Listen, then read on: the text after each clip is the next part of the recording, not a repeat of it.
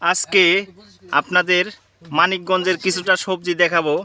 সেই মানিকগঞ্জের ছেলে ইমরান, শিক্ষিত ছেলে, তার সবজি চাষের যে প্রতিভা কিছুটা দেখাবো। তো সেই সবজি এইমাত্র জমি থেকে উঠিয়ে এনে আপনার ঢাকার আড়তের উদ্দেশ্যে সবজি পাঠানো হবে।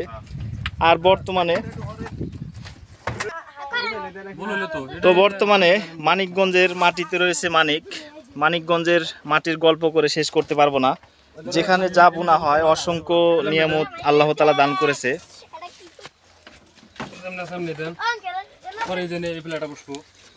এই যে দেখেন, ক্যারেটে মূলাগুলো পরিষ্কার করে অনেক সুন্দর করে সাজানো হয়েছে।